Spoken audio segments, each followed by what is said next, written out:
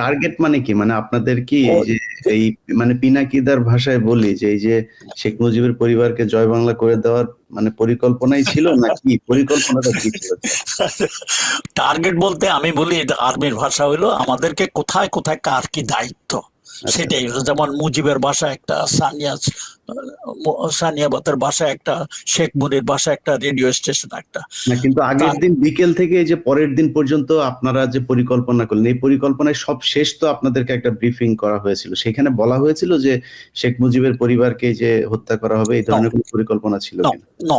এরকম কোনো পরিকল্পনা হয় নাই। এক্স্যাক্টলি ফ্র্যাঙ্কলি স্পিকিং কোনো ওরকম ধরনের ব্রিফিংও করা হয়নি। সময় আমাদের কাছে ছিল না, we ran out of time. কারণ 1 ঘন্টা 2 ঘন্টা আমরা অলরেডি নষ্ট করেছি 16 বেঙ্গলের অপেক্ষায়, 16 বেঙ্গল আসে নাই। অতএব আমাদের কাছে সময় ছিল না।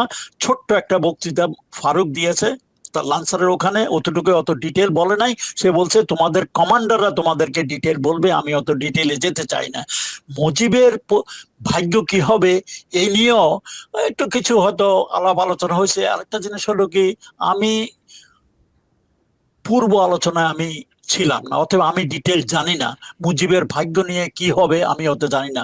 তো রশিদ কিছুদিন আগে জিল্লুর রহমানের কাছে তার একটা ইন্টারভিউ দিছে। এই ইন্টারভিউটা কিন্তু 15-20 বছর আগে রেকর্ড করা, এটা রিসেন্টলি রিলিজ হয়েছে। রশিদের কথা মতে যে মুজিবকে ওখানে মুজিবের বাসায় মারার কোনো প্ল্যান ছিল না, বা অন্য লোককে মারার কোনো প্ল্যান ছিল না।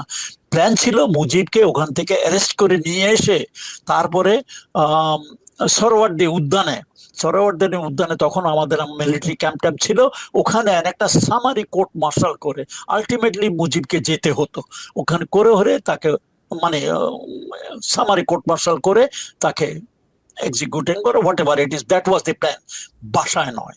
এটা হলো রশিদের কথা। এবং রশিদের কথা হলো রশিদ ফারুক কিন্তু অরিজিনাল প্ল্যানার, তারা ডিটেল জানে।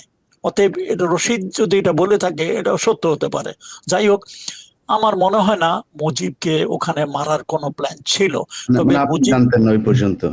তখনও জানতাম না, আর আমি ওখানে তো ছিলামই না। অতএব পরবর্তী পর্যায়ে জানতে পারছি যে কি ছিল। আর ওখানে ওই মেজর হুদা ছিল, মেজর হুদা একটা স্টেটমেন্ট দিয়েছে কর্নেল এম এ হামিদের কাছে, তার বইতে আছে। সেই বইয়ের মানে স্টেটমেন্টটা আমার এই বই যেটা আমি লিখেছি, দেখা যায় কিনা, মানে 1975 আগস্ট বিপ্লবে না বলার কথা রাশেদ চৌধুরী, এটা আমি বই লিখছি। এই বই থেকে আমি, এই বইয়ের মধ্যে হুদার স্টেটমেন্ট আছে, আরো অনেক কিছু আছে। আমি যা কিছু বলছি এই বইয়ের মধ্যে সবকিছুই আছে। তো সেখানে সে উল্লেখ করেছে তার আন্ডারে মনে হয় গোটা 3 ট্রাক ছিল সৈন্য সামন্ত, মোস্টলি দেয়ার ফ্রম লান্সার্স, মানে ট্যাঙ্ক ইউনিটের লোকজন, মানে হুদার আন্ডারে। তারপরে হুদার সাথে আরো মনে হয় অফিসার ছিল, হয়তো একজনের দায়িত্ব ছিল ওই 32 নম্বরের মেন রোডের থেকে ব্যারিকেড করা 2 মাথায়, আর তার সাথে অন্যান্য অফিসার ছিল। তার কথা মতো যেটা সে বললো, আচ্ছা তার আগে আমি কিন্তু রেডিও স্টেশনের কথাটা একটু শেষ করি। তারপরে রেডিও স্টেশনে কিছু পরে ডালিম আসলো, আসলে আমার জিজ্ঞেস করে সব ঠিক আছে না, আমি everything is okay, everything is fine. Radio station আর একজন টেকনিশিয়ান ছিল, দে আর ভেরি হেল্পফুল। তারা আমাদেরকে সাহায্য করতেছে, কোথায় কি কত মানে সুইচ মুইচ কোথায় কি করতে হবে বলছে। তো প্রথমেই ডালিম হ্যান্ডসেটটা নিয়ে একেবারে দাঁড়ানো অবস্থাতেই উত্তেজিত ভাবে বলা শুরু করলো যে দেশে একটা বিপ্লব হয়েছে, army has taken over the control. Sheikh Mujib, আমার মনে হয় শেখ মুজিবকে হত্যা করেছে, এটাও সে ব্যবহার করেছে। আর দেশে কারফিউ মার্শাল ল, লোকজনকে বলছে আপনারা আমাদের সাথে থাকুন, সহযোগিতা করুন, কেউ ঘর থেকে বাইর হবেন না।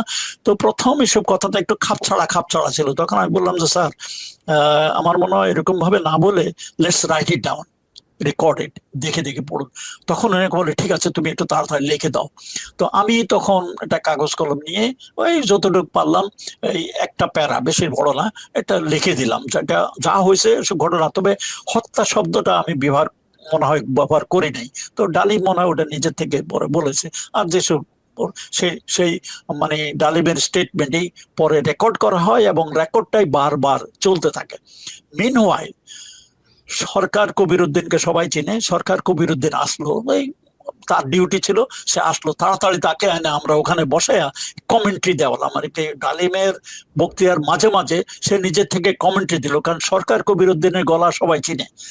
অতএব এই যে অ্যানাউন্সমেন্টটা যাচ্ছে এটা অথেন্টিক, এটাই বোঝানোর জন্য যে কারণ ডালিমকে লোকে চিনে না, রাশেদকে লোকে চেনে না, আমরা কি বলছি লোকে চিনে না, কিন্তু সরকার কবিরুদ্দিনকে লোকে চিনে, তার বক্তব্য লোকে জানে, এই জন্যই তাকে দিয়ে কমেন্ট্রি দিয়ে আমরা করতাম এরকম। এটা চলতে লাগলো, মানে ঘন্টাখানিক চলার পরে যখন খন্দকার মোশতাক আসলো, আসার পরে Khondaker Mostaq stopped it, but by that time everybody is known. এটা হলো মানে রেডিও স্টেশনের কাহিনী। 8টা সাড়ে 8টার দিকে মনে হয় রশিদ খন্দকার মোশতাককে নিয়ে আসলেন, খন্দকার মোশতাক সাদা পোশাকে, মানে প্রিন্স কোট পরে সাদা টুপি পরে আসলো। খন্দকার মানে ইয়ে রশিদ তো বেশ লম্বা চড়া, 6 ফুটের উপরে লম্বা, আর খন্দকার মোশতাক একটু ছোট, মানে তার অর্ধেক। যাই হোক নিয়ে আসছে।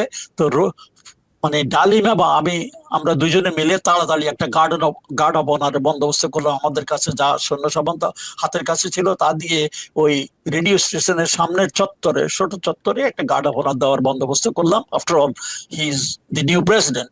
তারপরে দিলাম, উনি মানে সবাই হাত মিলালেন এবং বাংলায় ওখানে বললেন যে তোমরা মানে বিরাট একটা করেছো, তো দেশের সূর্য সন্তান, আমার সাপোর্ট করেছো, মানে সঙ্গে একটা বক্তৃতা। উনি ভিতরে একটা রুমে ওনার জন্য তৈরি করা হলো, ওখানে চলে গেল। তারপরে থেকেই রেডিও স্টেশনটাই কিন্তু বাংলাদেশের নতুন সরকারের হেডকোয়ার্টার, ওখানে সবাই আসলো, ওখানে সবকিছু হলো।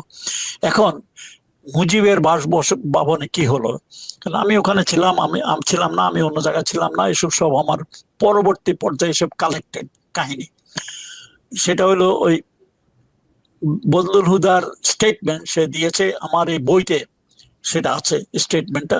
সেই স্টেটমেন্ট মধ্যে সে বলেছে যে সে সৈন্য সামন্ত নিয়ে তখনও ভোর হবে সে প্রথমে বাড়ির কাছে আসে নাই, দূরে রেখে সে ওদেরকে থাকতে বললে, বিকজ হিজ ফার্স্ট ডিউটি ওয়াজ সামনে যে গার্ড রেজিমেন্ট আছে মুজিবের, সেই গার্ড রেজিমেন্ট লোকজন কিন্তু তারই প্রাক্তন ইউনিটের, ফার্স্ট বেঙ্গল আর্টিলারি থেকে আসছে, কুমিল্লার থেকে। তখনকার দিনে নিয়ম ছিল মিলিটারির এক এক ইউনিট এক এক মাসে এই গার্ড ডিউটি করবে।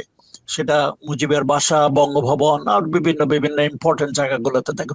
তখন ওই মুজিবের বাসার দায়িত্ব ছিল ফার্স্ট ফিল্ড আর্টিলারির রেসপন্সিবিলিটি। এই আর্টিলারির কমান্ডার ডালিম ছিল এককালে, আগে পাশা ছিল, তারপর ডালিম। আর ওই ইউনিটের অ্যাডজুটেন্ট ছিল বজলুল হুদা। এরা সবাই কিন্তু খুব পপুলার অফিসার, সবাই তাদের মানে ইউনিটের সবাই তাদেরকে চেনে। তো ওদেরকে দূরে থামাইয়া তখন হুদা ওই গার্ড রেজিমেন্টের কাছে ওখানে গেল। তখন তারা রেডি হচ্ছিল রেভেলি করতে। রেভেলি মানে সকালে ফ্ল্যাগ হোয়েস্টিং অনুষ্ঠান হয়, ওতে বিগল বাজায় ওটা কয় ফ্ল্যাগ, ওই রেডি হইতেছিল প্লাটুন খানিক লোকজন। তো হুদা আস্তে আস্তে ওখানে গিয়ে ওদেরকে, এগুলো আমি সব বলতেছি হুদার কাহিনীর থেকে, যে স্টেটমেন্ট সে দিয়েছে আমার বইতে আছে। সে বলেছে সে ওখানে যায়, ও হুদা সুবেদার সাথে কথা বললো, ওরা সবাই হুদাকে চিনেই তাকে বললো। তখন হুদা বললো যে আর্মি হ্যাজ টেকেন ওভার, এখন আমরা এখানে আসছি, Mujib is no more in power, মুজিবকে অ্যারেস্ট করতে আসছি, এবং আপনারা আমাদের সাথে আছেন কিনা। এক বাক্যে সবাই বললো স্যার আমরা আছি আপনাদের সাথে। তো হুদাকে বললো যে ঠিক আছে আপনারা রেডি থাকুন, কিন্তু কেউ যেন মানে এখনো 32 নম্বর ঘরের ভিতরে কেউ যেন না ঢুকতে পারে, এটা আমরা দেখে লাগবে। কিন্তু এই হুদা বলছে আমি একটু আমার সৈন্য সামন্ত নিয়ে আসি এবং এলএমজি বিভিন্ন জায়গাতে আমি বসাবো, সেগুলো ঠিক করে আসি। মিনওয়াইল ওই লান্সারের লোকজন আয়সা তারা ভিতরে ঘরের ভিতরে ঢোকার জন্য মানে ইয়ে করতেছে। আর একটু বছরে দোতলা থেকে নিচে এসে কমর্শন সমর্শন শুনে উপরের থেকে শেখ কামাল, শেখ মুজিবের বড় ছেলে, তখন ক্যাপ্টেন কামাল, কিন্তু সে তার স্টেন গান না কেড়ে উপর থেকে গোলা ছুটতে ছুটতে নিচে দোতলা থেকে নিচে আসছে। আর আরো বলা হয়েছে উপরে দোতলা থেকে সুলতানা শেখ কামালের ওয়াইফ, সেও একটা মানে অটোমেটিক রাইফেল দিয়ে দোতলা থেকে নিচে যে জমাত হয়েছে তারা বুঝতে পারছে তারা কেউ অ্যাটাক করতে আসছে, মানে 32 নম্বরে মুজিবের বাসী, ওখান থেকে গোলাগুলি করছে। এসব গোলাগুলি হওয়াতে একজন সিপাহী মারা গেছে, আরো মনে হয় দুই একটা ওয়ান্ডেড হয়েছে, কারণ তখন অন্ধকার ছিল, অন্ধকারের মধ্যে গোলাগুলিতে পড়ছে, মারা গেছে। এই এখন চোখের সামনে তাদের একজন সিপাহী মারা গেছে, এটা দেখে অন্যান্য সিপাহীরা খেপে গেছে। গুলি আগে স্যার শুরু হলো কাদের পক্ষ থেকে? মানে বজলুল হুদার কথা মতো শেখ কামাল এবং তার ওয়াইফ সুলতানা, এই দুজনের থেকে গোলাগুলি। শেখ কামাল সিঁড়ি বেয়ে নিচে আসতেছিল, গোলাগুলি চিল্লাইতে চিল্লাইতে, মিলিটারি পুলিশ ভাই ভাই আমাদের অ্যাটাক হয়েছে, আপনারা আমার সাথে আসেন, সে গোলাগুলি করতে করতে নিচে নামে আসছে। আর উপরে দোতলা থেকে সুলতানা কামাল ওই নিচে সৈন্যদেরকে গুলি গুলি করছে, ওখান থেকে শুরু হয়েছে প্রথম। তারপরে যখন ওই দেখলো যে একটা ছেলে মানে উপরের দোতলার গুলিতে একটা সিপাহী মারা গেছে আর্টিলারির নিচে সামনে, অন্যরা খেপে গেছে। তখন একজন নাকি বলে উঠলো, শালার গুচ্ছি শুদ্ধ সেট করে দেয়। এই কথাটা কিন্তু পরবর্তী পর্যায়ে শেখ মুজিবের বাসার এক চাকর, সে লাফায় যায় পলায় অন্য জায়গাতে আশ্রয় নিচ্ছে, সে ওটা স্বীকার করেছে যে গোলাগুলি শুরু হয়েছে মানে শেখ কামাল এবং সুলতানার তরফ থেকে, উপরের থেকে, এবং ওই নিচে একজন লোক মারা গেছে, আরো হয়তো দুই একটা ওয়ান্ডেড হয়েছে। এইসব দেখে অন্যান্য সিপাহীরা খেপে গেছে, বলেছে শালার গোষ্ঠী শুদ্ধ শেষ করে দেয়। এবং ওই পর্যায়ে ওই আমাট করলো, করে এসে ঘরে মানে গেট ভেঙে ঢুকে গেছে। তো মিনওয়াইল হুদাও আসছে। এটা কিন্তু হুদা তখন অবস্থায় ওখানে ছিল না, তারা বলছে যে ঘরের ভিতরে না যেতে, কিন্তু তার কথা না শুনে সবাই এসব গোলাগুলি দেখে তারাও ভিতরে ঢুকে গেছে। তারপরে এই পর্যায়ে কিন্তু গোলাগুলি একটু বন্ধ হয়েছে। তারপরে হুদা আয়সা তার লোকজন নিয়ে আবার ভিতরে ঢুকলো। By that time I think Sheikh Kamal is dead. Sheikh কামালের সাথে হয়তো ইয়ে ছিল, শেখ নাসেরও ছিল সেদিন বাসায়, আরো কিছু পুলিশ দুই একজন ওখানে হয়তো মারা পড়তে পারে।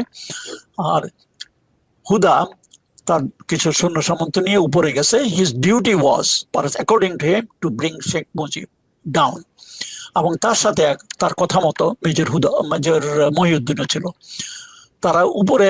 আর মিনওয়াইল শেখ মুজিবও তার ঘরের থেকে বাইরে আসলে হুদা, মহিউদ্দিন ওরা শেখ মুজিবকে নিচে নামায় আসতেছিলেন, সিঁড়ি বয়ে নিচের দিকে আসতেছিলেন। যে মুহূর্তে তারা সিঁড়ি বয়ে নিচে আসতেছিলেন, অমন সময় উপরে থেকে নাকি আবার গুলি গালা শুরু করছে।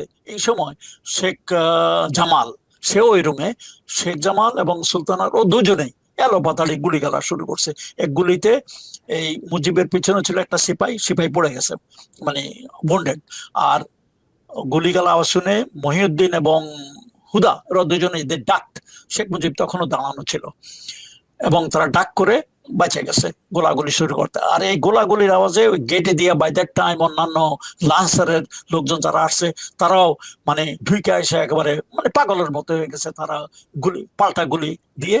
এবং মুজিব উনি নিজে অনেক বড় লোক, লম্বা চড়া, আর গুলি ওই মুজিবের গায়ে লাগছে সবগুলো, নিচের থেকে গুলি করছে, and he fell down and streaming blood.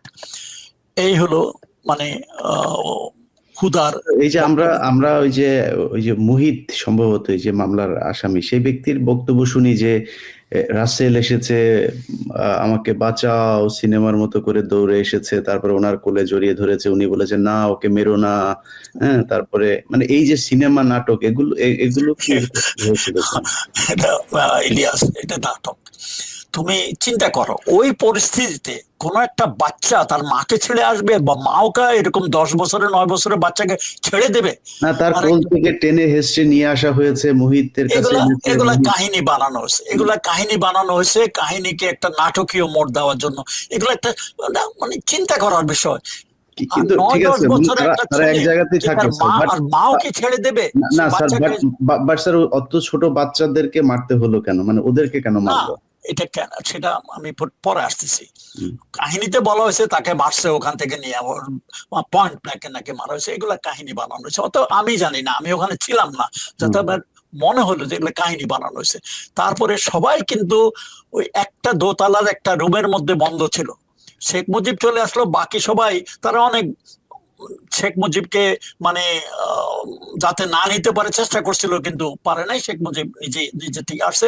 প্রথম তো সে খালি গায়ে আসছিল, তারপরে মনে হয় হুদা বলছিল যে আপনি জামা পরে আসেন, তারপরে তাকে পাঞ্জাবি দেওয়া হলো, পাঞ্জাবি পরা ছিল, তার তাম্বাকু এসব দেওয়া হলো, ওখানে নিয়ে নিলো। তাম্বাকু মনে হয় হুদা মনে নিজেই ওনার পাইপ এবং তাম্বাকু নিলেন। নিচে নামার সময় তখন এই গোলাগুলি হয়ে গেল আর কি। কিন্তু ওরা যখন শেখ মুজিব পড়ে গেল তখনই আবার আরেক রাউন্ড গোড়াগড়ি উপরের থেকে শুরু হলো নিচের দিকে। তো ওই জানালা দিয়ে এই পর্যায়ে কিছু সিপাহী অ্যাকর্ডিং টু বজলুরহুদা যেভাবে গোলাগুলি ছুটতেছে চতুর্দিকে, তারা করলো কি লব করে মানে খুব ক্রল করে ওই রুমের কাছে গিয়ে 2-3টা গ্রেড জানালা দিয়ে ভিতরে ফালাই দিল। ইতিমধ্যে কিন্তু শেখ মুজিবের বাসা সবাই একই রুমেই, বাইরে কেউ নাই। বাইরে যারা ছিল ওরা সিপাহী টিপাহী, নিচে পুলিশ টুলি ওরা ছিল, শুধু শেখ নাসের ছিল নিচে, সে নাকি বাথরুমে পরে গুলি খাইছে, বাথরুম মারা গেছে। কিন্তু বাকি সবাই রাসেল মাসেল সবাই মিলে ওই রুমেই ছিল। ওই গ্রেনেড অ্যাকর্ডিং টু, আমি জানি না কারণ দিস ইজ স্টেটমেন্ট ফ্রম হুদা, যে গ্রেনেড নিয়ে 2-3টা গ্রেনেড ওই জানালার ভিতর দিয়ে কাছে ক্রল দিয়ে ড্রপ করে তারা সরে পড়ছে। ওই গ্রেনেড ব্লাস্টে সবাই মারা যায়। এই মানে পরিবার সবাই এক জায়গাতে ছিল, ওখানেই ছিল, এবং সবাই এক রুমেই সবাইকে মারা যায়। রাসেল নিচে বসে নাই, অন্য কেউ, শুধু শেখ কামাল নিচে মারা গেছে, বাকি সবাই ওই রুমে ওই গ্রেনেড ব্লাস্টে মারা যায়।